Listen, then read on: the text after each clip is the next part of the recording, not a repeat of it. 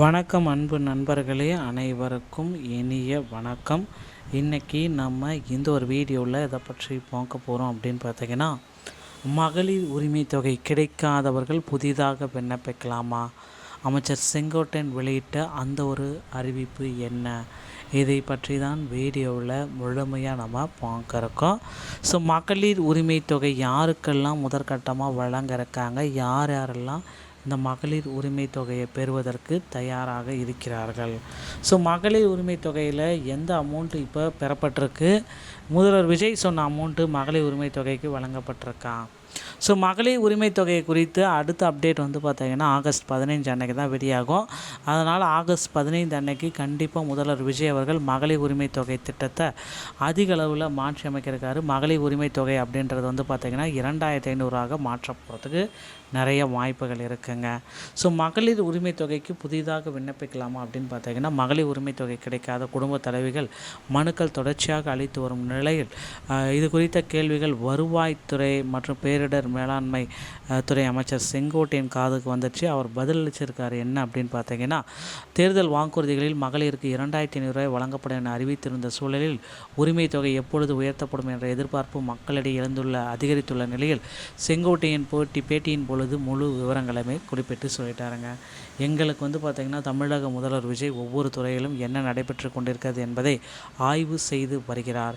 இந்தியாவிலேயே முதல் முறையாக 5 ஆண்டு திட்டம் என்ற முறையில் முதல் அமைச்சரவை கூட்டத்திலேயே என்னென்ன திட்டங்கள் 5 ஆண்டுகள் வகுக்க வேண்டும் என்பதை திட்டவட்டமாக ஒரு துறையின் வாரியாக ஆய்வு செய்யும் நிகழ்ச்சி நடைபெற்றது.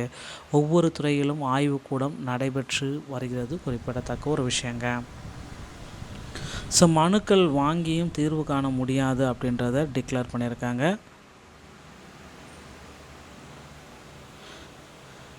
ஸோ நீங்கள் மனுக்கள் வாங்கி கூட பார்த்திங்கன்னா டிக்ளேர் பண்ண முடியாது. ஸோ அதையும் செக் பண்ணிக்கோங்க. இந்த மகளிர் உரிமை தொகை கிடைக்காத குடும்ப தலைவிகள் தொடர்ச்சியாக மனுக்கள் கொடுத்துட்ருக்காங்க. அதை அவாய்ட் பண்ணிடுங்க.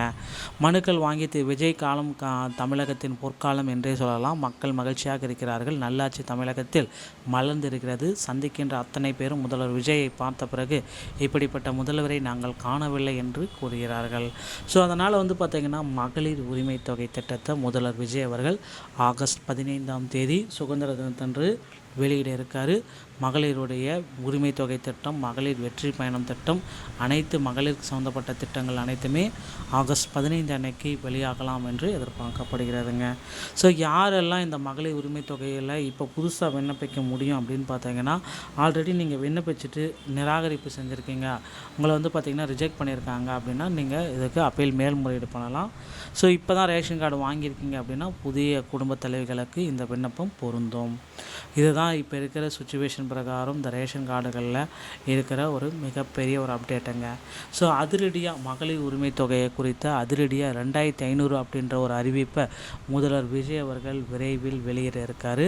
ஸோ புதிய விண்ணப்பத்தையும் முதல்வர் விஜய் அவர்கள் வெளியிட இருக்கார். தயாராகிக்கோங்க. இந்த தகவல்கள் தான் தற்சமயம் மகளிர் உரிமை தொகை திட்டத்தில் நமக்கு கிடைச்சிருக்கு.